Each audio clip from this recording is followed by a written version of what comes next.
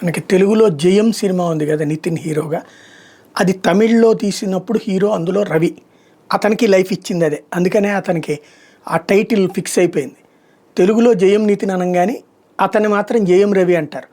ఆ జయం రవికి భార్యతో విభేదాలు వచ్చి కోర్టుకి ఎక్కున్నారు. ఇదే సందర్భంలో తాజాగా తిరుమలకి ఇంకొక అమ్మాయితో కలిసి ఎవరైతే సింగర్ కెనీషాతో కలిసి దర్శనానికి వెళ్ళాడు. ఈ టైంలో ఇన్స్టాలో యాక్టివ్గా ఉండేటటువంటి భార్య ఆర్తి ఓ పోస్ట్ పెట్టుకొచ్చింది. నువ్వు ఇతరులను మోసం చేయొచ్చు, నిన్ను నువ్వు మోసం చేసుకోవచ్చు, కానీ దేవుని మోసం చేయలేవు అంటూ స్టోరీ రాసుకొచ్చింది ఇందులో. దీంతో జయం రవిని ఉద్దేశించిన ఇదంటూ పెద్ద ఎత్తున చర్చ జరుగుతుంది. అదే సందర్భంలో ఈ మధ్యనే ఇంకొక కాన్సెప్ట్ కూడా ప్రధానంగా ప్రొజెక్ట్ చేసుకొచ్చింది. ఉత్తమ తల్లిదండ్రులు అంటే వాళ్ళు ఎప్పుడు పిల్లల కోసమే ఆలోచిస్తారు. ఎందుకంటే అమాయకులైన పిల్లలు అందరి ప్రేమకు అర్హులు, ఎలాంటి పరిస్థితులైనా ఎదురైనా సరే వాళ్ళని కాపాడుకోండి అంటూ రాసుకొచ్చింది. వాస్తవానికి తన భర్త నుంచి నెలకి 40 లక్షల భారణం ఇప్పించాలంటూ ఈ మధ్యనే కోర్టును అడిగినటువంటి అంశంతో వైరల్ అవుతూ వచ్చింది.